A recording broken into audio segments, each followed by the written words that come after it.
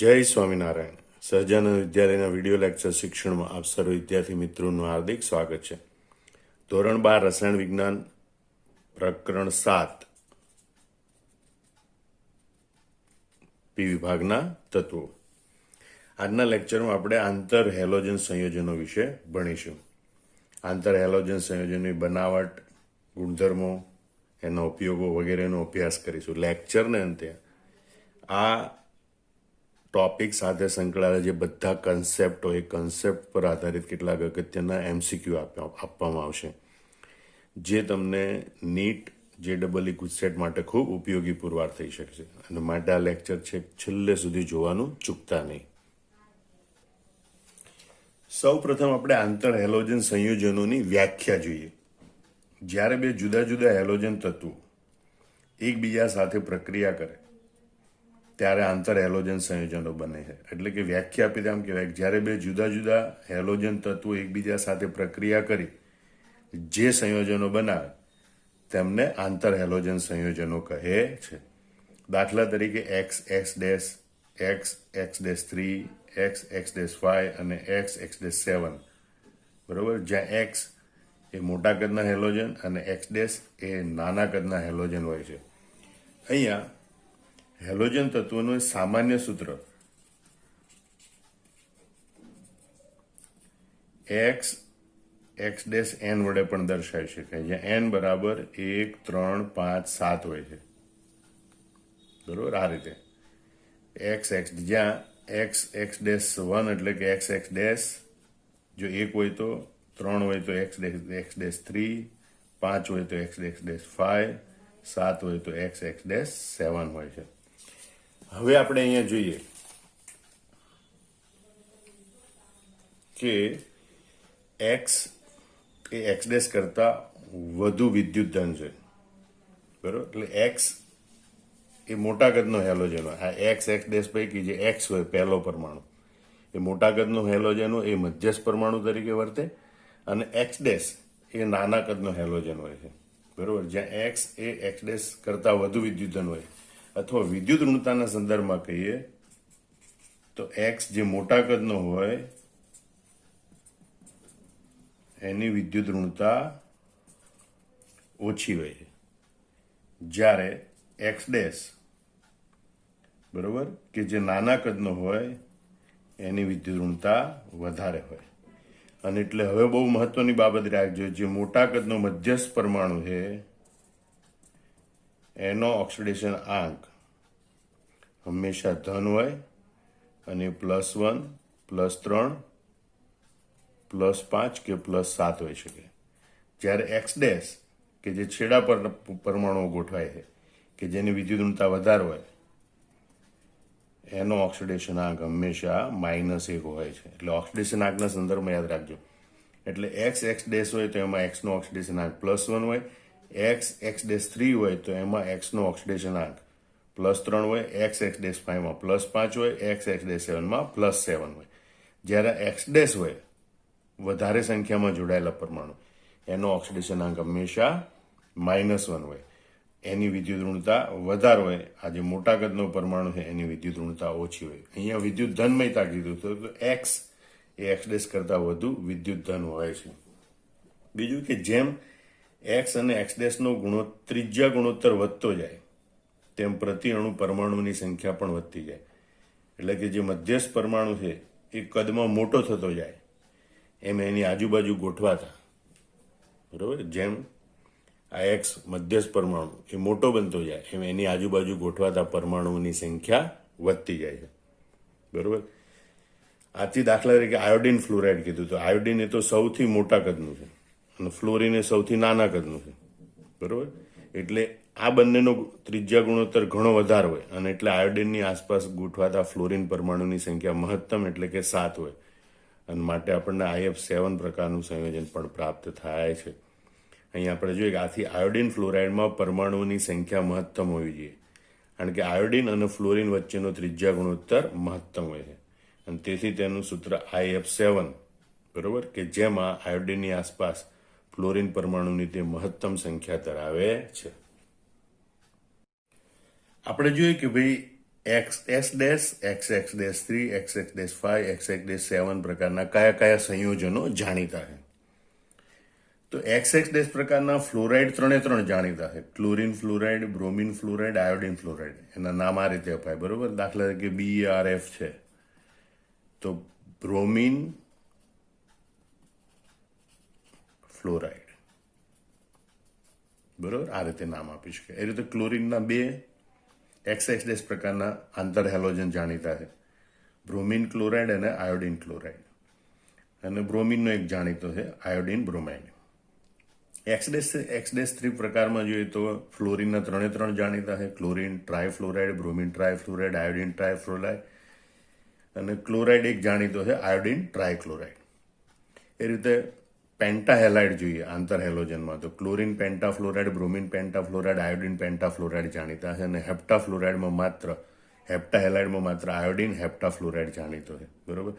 નામ આપવું હોય દાખલા તરીકે તમે લખો ICl3 તો એને તમારો વંચાય આયોડિન ટ્રાય ક્લોરાઇડ, બરોબર. IF7 તો આયોડિન હેપ્ટા ફ્લોરાઇડ. તો આ રીતે કોઈ પણ સંયોજનના તમે નામ આપી શકો. અહીં 3 સંયોજનો છે, એની ખાસિયત તમારે યાદ રાખવાની છે. જેની ઉપર આપણે બોક્સ બનાવેલું છે IF, તો એની ખાસિયત અત્યંત અસ્થાયી સંયોજન છે.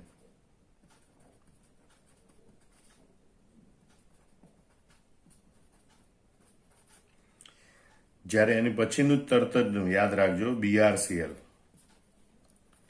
એ ઓરડાના તાપમાને શુદ્ધ ઘન પદાર્થ છે,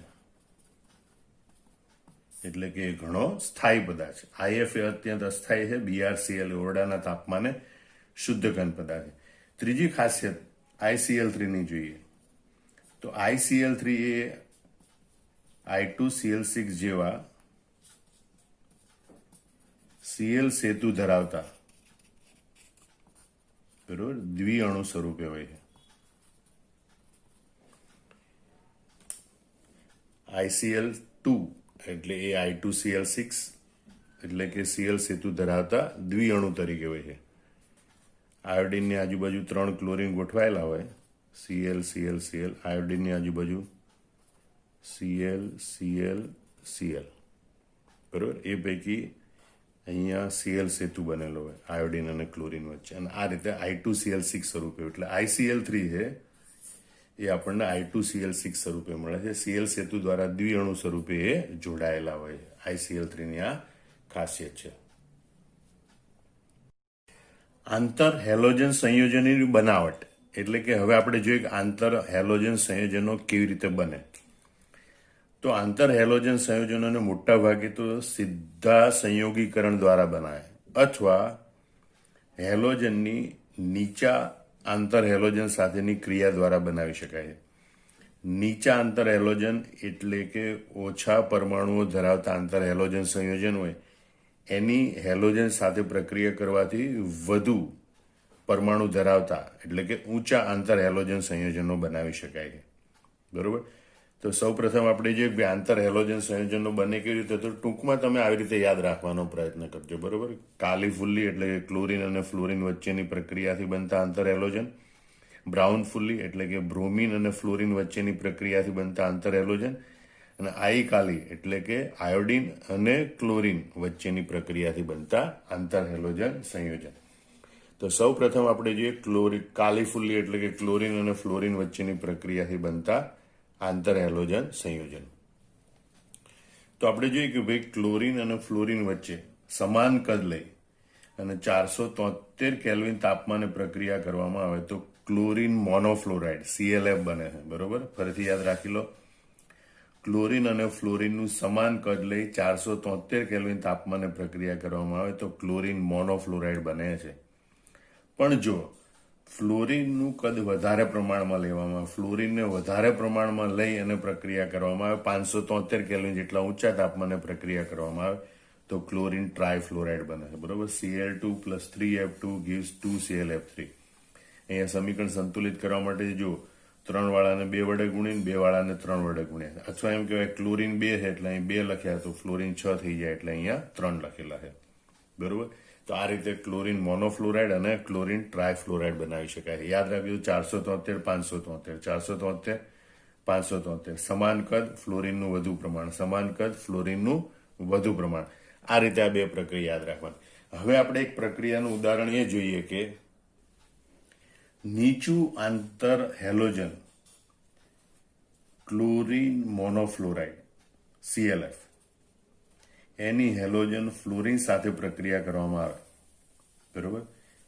475 થી 575 કેલ્વિન તાપમાને તો ક્લોરીન ટ્રાયફ્લોરાઇડ બને ClF3. આમ નીચા આંતર હેલોજન છે એની હેલોજન સાથે પ્રક્રિયા કરવાથી ઊંચા આંતર હેલોજન મેળવી શકાય છે. બરોબર. આ જે વર્ણન લખેલું છે પણ આનું પાઠ્યપુસ્તકમાં ઉદાહરણ નથી, રેફરન્સ બુકમાંથી મેળવેલું આ ઉદાહરણ છે કે ભાઈ ક્લોરીન મોનોફ્લોરાઇડ છે એની ફ્લોરીન સાથે 475 થી 575 કેલ્વિન તાપમાને પ્રક્રિયા કરવામાં આવે તો ક્લોરીન ટ્રાયફ્લોરાઇડ મળે છે. હવે આપણે જોઈએ બ્રાઉન ફુલ્લી એટલે કે બ્રોમિનની ફ્લોરીન સાથેની પ્રક્રિયાઓ. બરોબર. Br2 plus 3F2 gives 2BrF3 એટલે કે બ્રોમિનની પાણી વડે મંદ કરેલા ફ્લોરીન સાથે પ્રક્રિયા કરવામાં આવે તો બ્રોમિન ટ્રાયફ્લોરાઇડ મળે. અહીંયા આપણને એમ આપેલું છે પાણી વડે મંદ કરેલ. રેફરન્સ બુકોમાં એમ પણ આપેલું છે કે નાઇટ્રોજન વડે મંદ કરેલ ફ્લોરીન સાથે બ્રોમિનની પ્રક્રિયા કરવામાં આવે તો બ્રોમિન ટ્રાયફ્લોરાઇડ બને છે. Br2 plus 3F2 gives 2BrF3. બરોબર. સમીકરણ સંતુલિત કરી શકાય. બ્રોમિન 2 છે એટલે અહીં 2 લખવાના, 3 દુ 6 ફ્લોરીન થાય એટલે અહીંયા 3 લખવાના. એ રીતે જો ફ્લોરીનનું વધુ પ્રમાણ લઈ અને બ્રોમિન સાથે પ્રક્રિયા કરવામાં આવે તો બ્રોમિન પેન્ટાફ્લોરાઇડ મળે છે. બરોબર. Br2 plus 5F2 gives 2BrF5. Bromine 2 છે એટલે અહીં 2 લખો, 5 દુ 10 ફ્લોરીન એટલે અહીંયા 5 લખવાના. હવે આપણે જોઈએ આઇકલી એટલે કે આયોડિન અને ક્લોરીન વચ્ચેની પ્રક્રિયાઓ.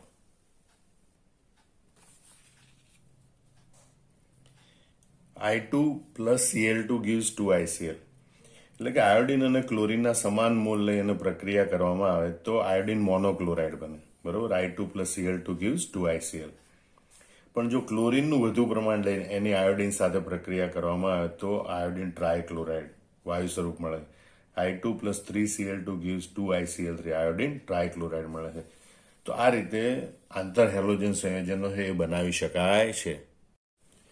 હવે આપણે આંતર હેલોજન સંયોજનોના પ્રકાર સૂત્ર, ભૌતિક અવસ્થા અને રંગ અને એના બંધારણ વિશે ભણીએ. માનો કે XX' પ્રકારના જે આંતર હેલોજન સંયોજનો હોય, બરોબર, તો એમાં 6 ઉદાહરણ આપણને પ્રાપ્ત થાય છે. Chlorine fluoride, bromine fluoride, iodine fluoride, 3 fluoride.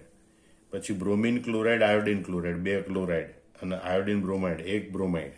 બરોબર. તો એના રંગ વિશે યાદ રાખવું હોય તો તમારે પહેલું યાદ રાખવાનું હિન બદામી વર્ણવાયુ. હિન બદામી વર્ણવાયુ. બરોબર. ચપકા ઘન. ચપકા ઘન એટલે કે આ 3 છે એ ઘન સ્વરૂપે છે. આયોડિન ક્લોરાઇડના 2 અપર રૂપો હોય એ અને IBr આયોડિન બ્રોમાઇડ એ. બરોબર. ચ એટલે ચળકતો લાલ ઘન, બ એટલે બદામી લાલ ઘન, કા એટલે કાળો ઘન. ચબકા ઘન એટલે આ 3 ઘન સ્વરૂપે હોય. તો હવે તમે યાદ રાખો કે ભાઈ ClF એ રંગવિહીન વાયુ છે, હીન વાયુ. આ પહેલા 3 જે ઉપર લખેલા, આ IF એ તો ખૂબ જ અસ્થાયી છે, માત્ર વર્ણપટ દર્શકી. બરોબર. એટલે સ્પેક્ટ્રોસ્કોપી દ્વારા એને ઓળખવામાં આવ્યો છે. એને જુદો તારવી શકાયો નથી એટલે એના સ્વરૂપ વિશે પણ ખ્યાલ નથી, ઘન છે, પ્રવાહી છે કે વાયુ છે.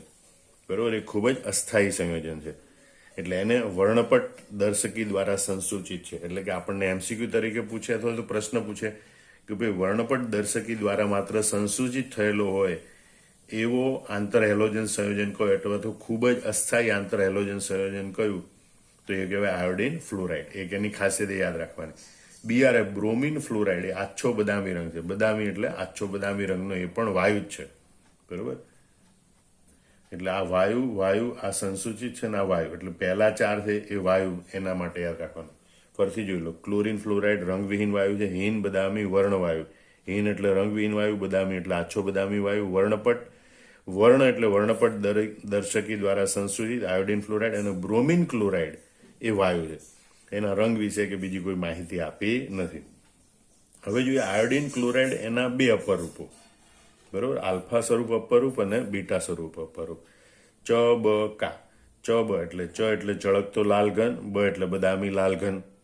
આયોડિન ક્લોરાઇડનું આલ્ફા સ્વરૂપ એ ચળકતો લાલ ઘન પદાર્થ છે, એનું બીટા સ્વરૂપ એ બદામી લાલ ઘન પદાર્થ છે. અને આઈબીઆર, બરોબર, એ કાળો ઘન પદાર્થ છે. આઈબીઆર એ કાળો ઘન પદાર્થ છે. એટલે તમારે ટૂંકમાં યાદ રાખવું હોય તો આવી રીતે યાદ રાખજો.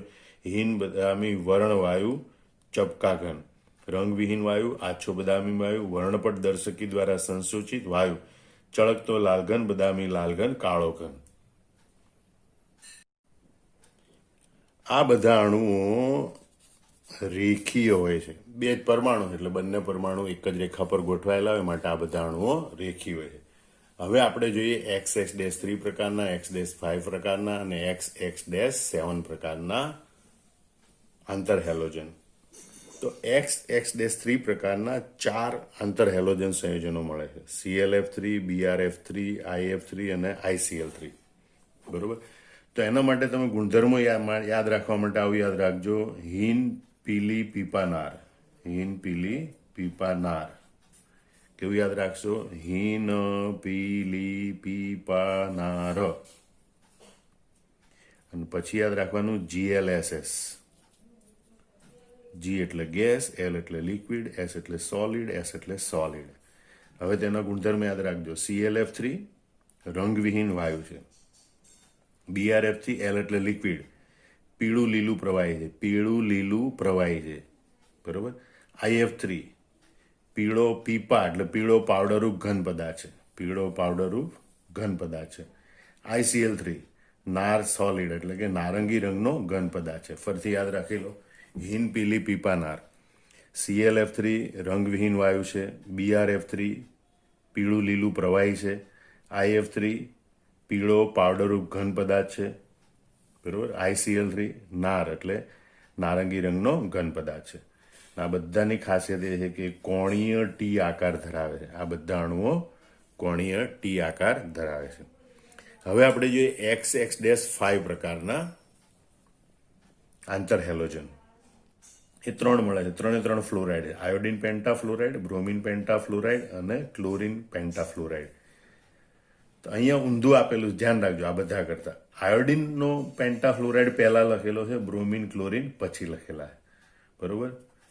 તો GLL ખાલી એટલું જ યાદ રાખવાનું છે, બાકી બધા માટે હીન છે.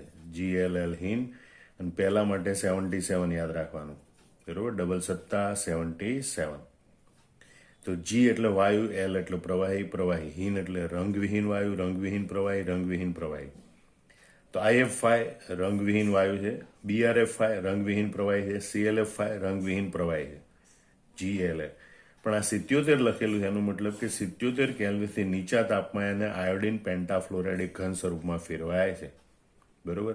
અને આ ત્રણેય પેન્ટાફ્લોરાઇડ છે એ સમચોરસ પિરામિડલ આકાર ધરાવે, બરોબર. અહીંયા મધ્યસ્થ પરમાણુ હોય, સમચોરસ પિરામિડલ ભૌમિતિક આકાર ધરાવે છે, બરોબર. ફરીથી યાદ રાખી લો: આયોડિન પેન્ટાફ્લોરાઇડ રંગવિહીન વાયુ છે, 77 કેલ્વિનથી નીચા તાપમાને ઘન.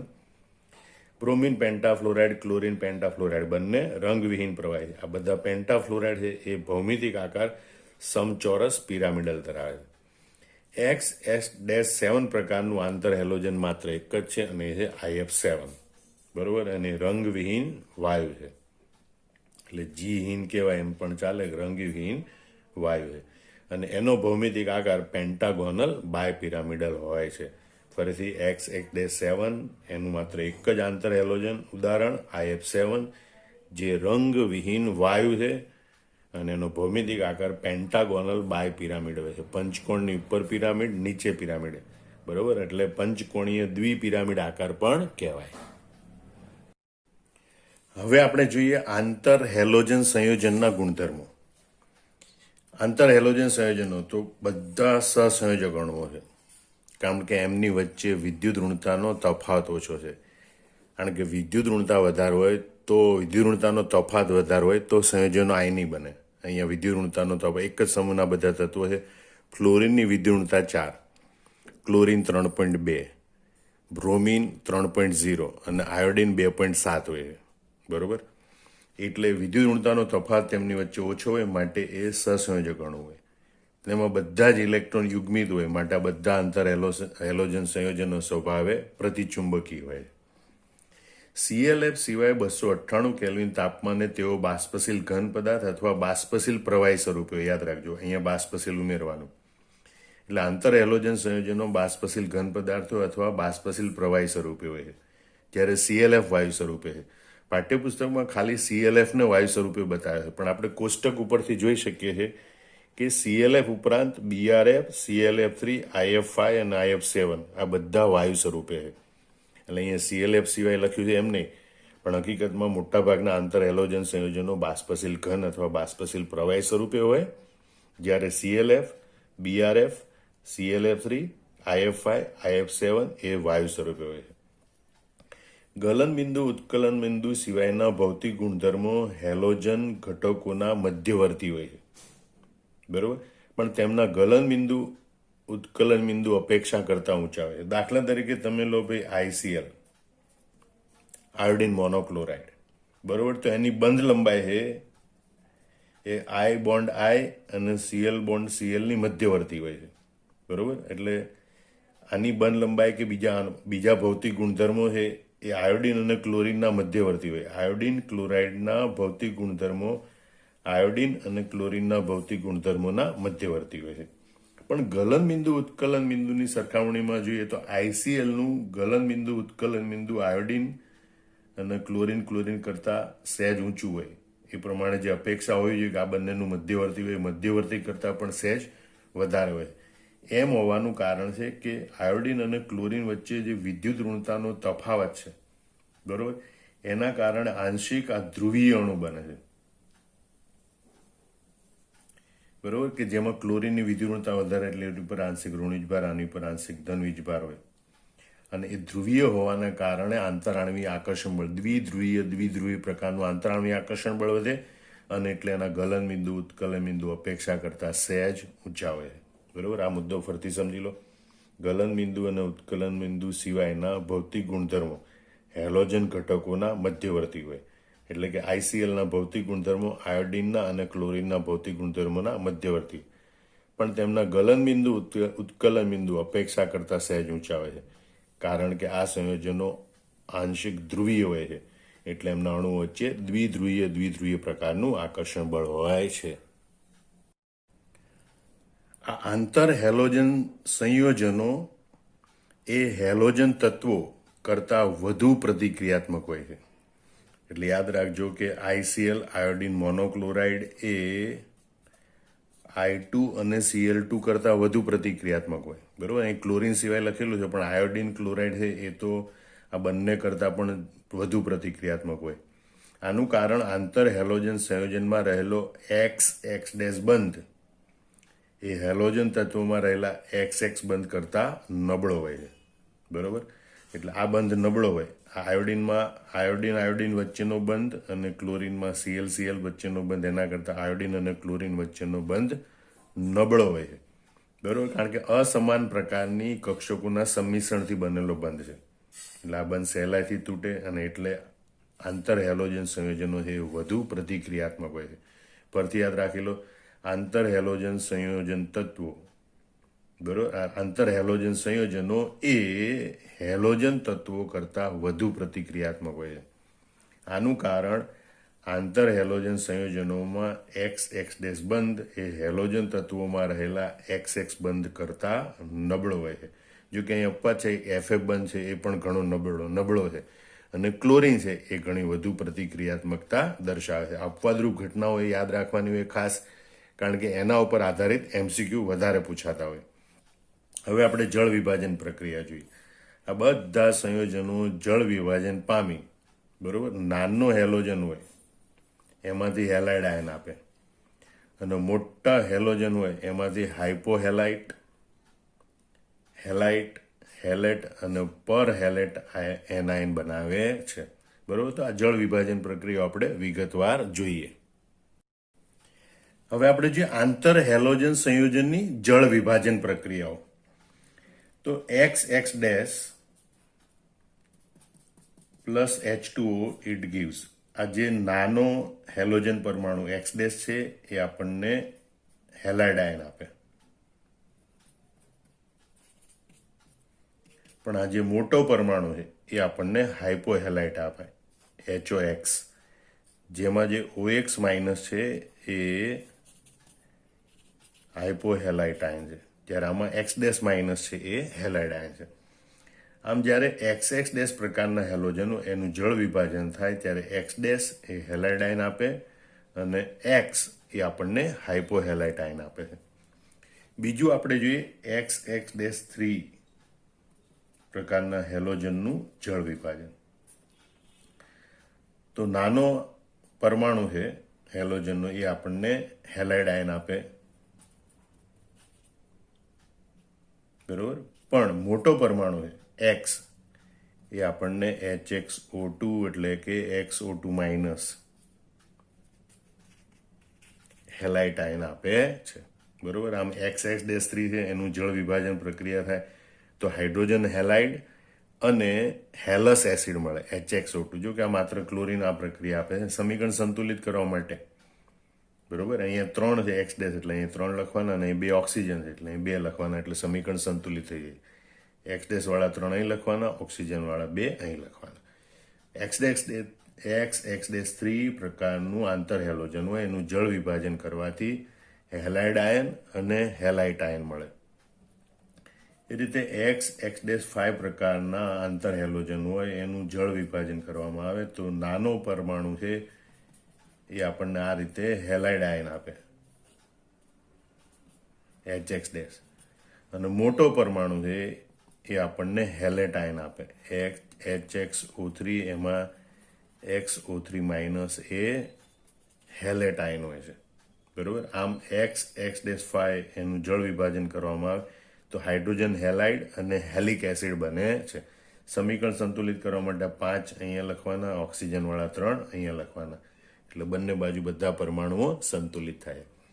એ રીતે આપણે એક્સ એક્સ ડેશ 7 નું જળ વિભાજન જોઈએ તો ઇટ ગીવ્સ HX ડેશ, જ્યાં એક્સ ડેશ એ આપણને હેલાઇડ આયન મળે અને મોટો એક્સ પરમાણુ છે એ આપણને પર હેલેટ આયન આપશે, HXO4, જેમાં XO4 માઇનસ એ પર હેલેટ છે, બરોબર. આમ એક્સ એક્સ ડેશ 7 નું જળ વિભાજન કરવામાં આવે તો હાઇડ્રોજન હેલાઇડ અને પર હેલિક એસિડ મળે છે, જેમાં પર હેલેટ આયન હોય છે. સમીકરણ સંતુલિત કરવા માટે એક્સ ડેશ વાળા 7 અહીંયા લખવાના, ઓક્સિજન વાળા 4 અહીંયા લખવાના. તો આ રીતે તમે આંતર હેલોજન સંયોજનની જળ વિભાજન પ્રક્રિયા લખી શકો.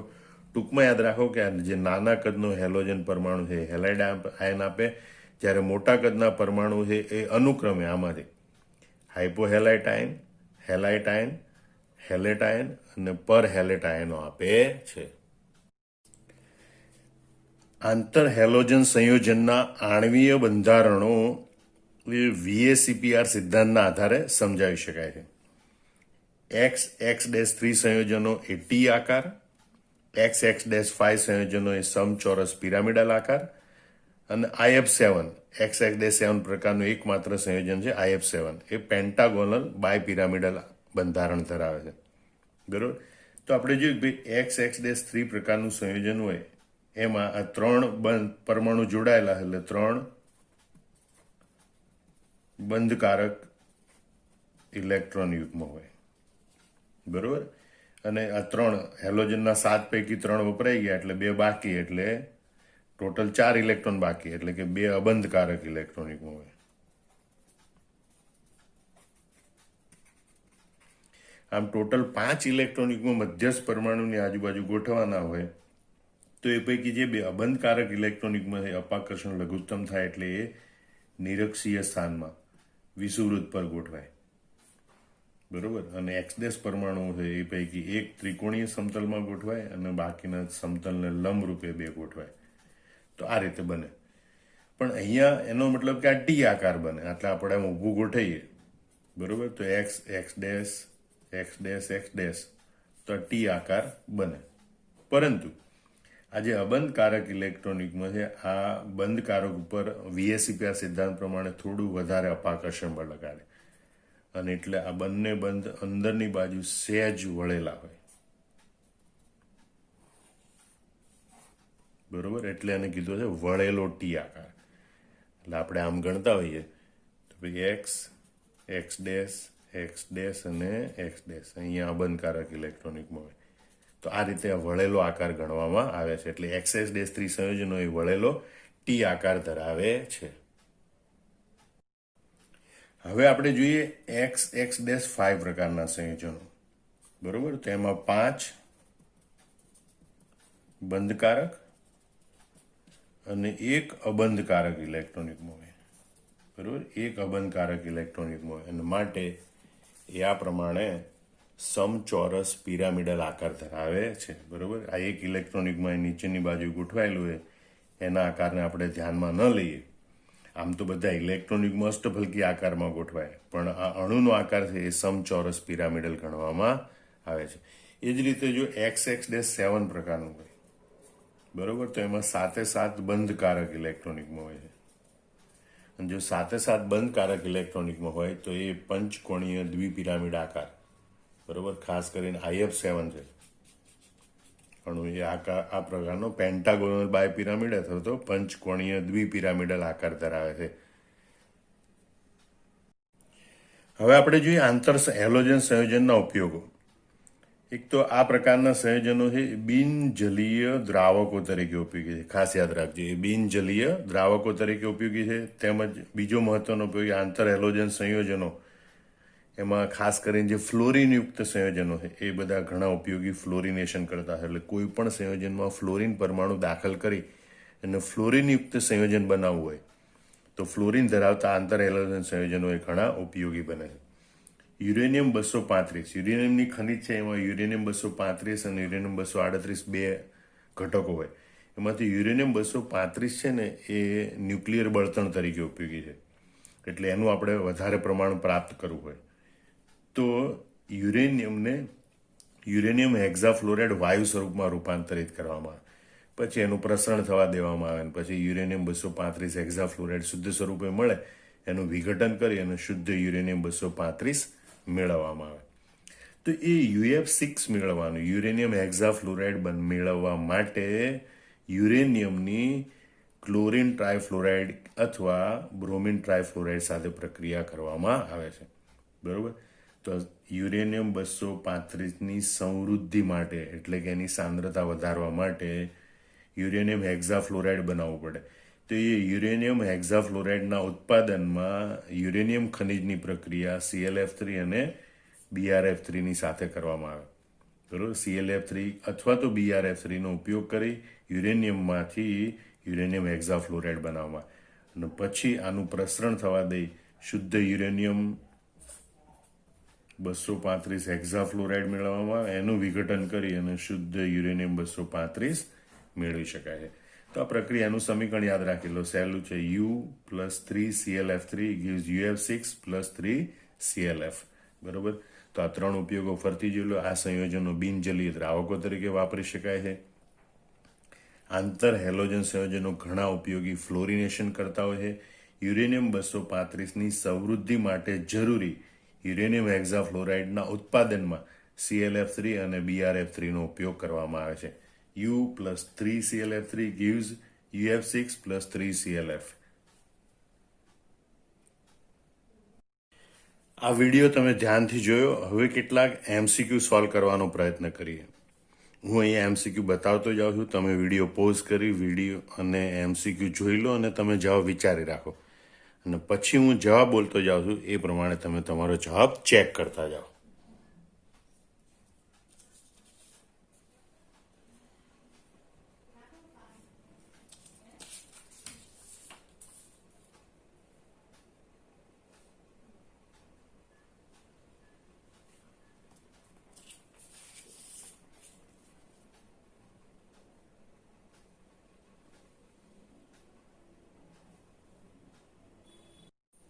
તો ચાલો હવે આપણે જવાબ ચેક કરીએ.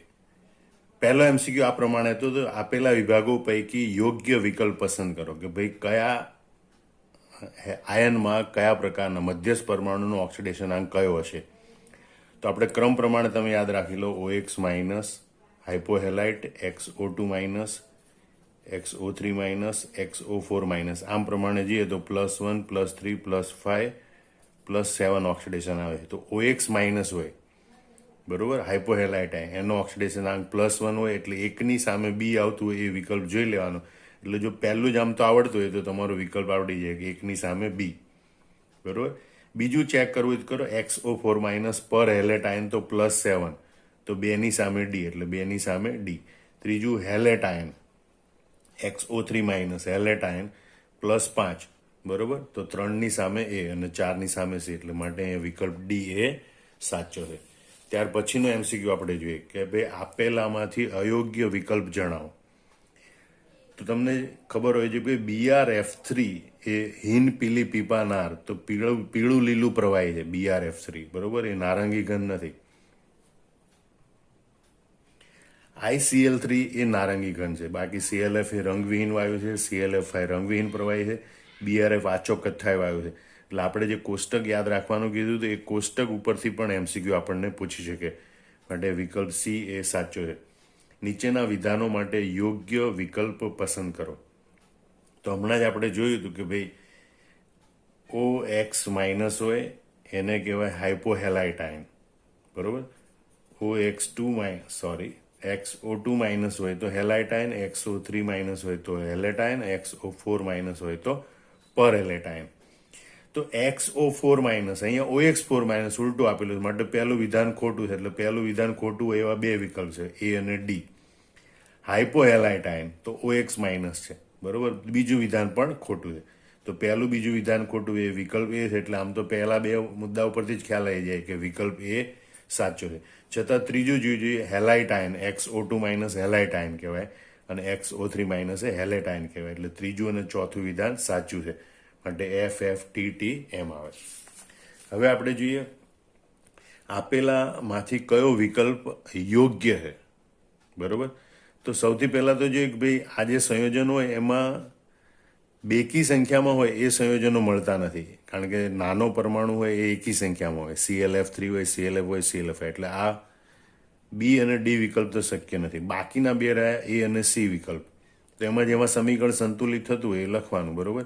અને આમ થાય BrF પ્રકારનું સંયોજન આપણે બનાવ્યું નથી, પ્રક્રિયા દ્વારા BrF3 અને BrF5 બનાવેલા છે. બીજી રીતે સમીકરણ સંતુલિત થતું હોય એ જોવાનું, બરોબર. Br2 + 5F2 gives 2BrF5, તો આ સમીકરણ સંતુલિત છે, એટલે માટે આ વિકલ્પ યોગ્ય છે. XX ડેશના જળ વિભાજનથી, બરોબર, X મોટા કદનું હેલોજન તત્વ અને X ડેશ નાના કદનું હેલોજન તત્વ હોય તો શું ઉદ્ભવે. તો યાદ કરી લો, X ડેશ એ નાના કદનું હોય એ હેલાઇડ આયન આપે અને X મોટા કદનું છે એ XX ડેશમાંથી હાઇપોહેલાઇટ આયન આપે, બરોબર.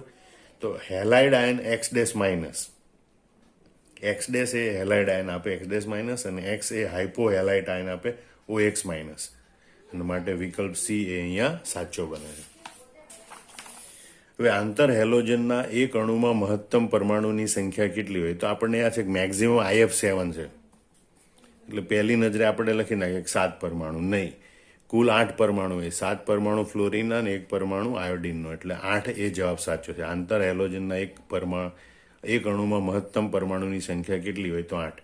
સ્પેક્ટ્રોસ્કોપિક પદ્ધતિથી કયા આંતર હેલોજન સંયોજનોને ઓળખવામાં આવ્યું છે. IF એ ખૂબ જ અસ્થાયી છે, એને માત્ર વર્ણપટ દર્શકી એટલે કે સ્પેક્ટ્રોસ્કોપિક પદ્ધતિથી ઓળખવામાં આવ્યું છે. બીટા સ્વરૂપમાં બદામી લાલ ઘન પદાર્થ કયું આંતર હેલોજન સંયોજન ધરાવે. તો ICl છે, એના બે અપર સ્વરૂપ છે, આલ્ફા સ્વરૂપ અને બીટા સ્વરૂપ, બરોબર. આલ્ફા સ્વરૂપ એ ચળકતો લાલ ઘન, બીટા સ્વરૂપ એ બદામી લાલ ઘન. આમ ICl છે એ આ બદામી લાલ ઘન બીટા સ્વરૂપ ધરાવે છે. ક્લોરીન પરમાણુ તેની ત્રીજી ઉત્તેજિત અવસ્થામાં પ્રક્રિયા કરી સંયોજન X બનાવતું હોય તો Xનું અણુસૂત્ર અને આકાર જણાવો, બરોબર. ત્રીજી ઉત્તેજિત અવસ્થામાં. હવે એના માટે આપણે આગળ જે ક્લોરીનની ઉત્તેજિત અવસ્થાઓ ભણી ગયા, ઓક્સિડેશન અવસ્થા, એના માટેનું યાદ કરી લઈએ ફરથી. પ્રથમ ઉત્તેજિત અવસ્થામાં 3 અયુગ્મિત ઇલેક્ટ્રોન હોય, ભૂમિ અવસ્થામાં 1 અયુગ્મિત ઇલેક્ટ્રોન હોય. પ્રથમ ઉત્તેજિત અવસ્થામાં 3 અયુગ્મિત ઇલેક્ટ્રોન હોય, દ્વિતીય ઉત્તેજિત અવસ્થામાં 5 અયુગ્મિત ઇલેક્ટ્રોન હોય અને તૃતીય ઉત્તેજિત અવસ્થામાં 7 અયુગ્મિત ઇલેક્ટ્રોન હોય. બરોબર. અને એટલે ક્લોરીન છે એ ClF7 પ્રકારનું સંયોજન બનાવે અને જેનો આકાર પેન્ટાગોનલ બાયપિરામિડલ હોય અને માટે ડી વિધાન એ સાચું છે. આમ આ સમગ્ર જવાબ મોઢે કરી લેવાનો, MCQ માટેના કન્સેપ્ટ બધા તૈયાર કરી નાખવાના અને પછી આ જવાબો જાતે લખી નાખવાના. જય સ્વામિનારાયણ.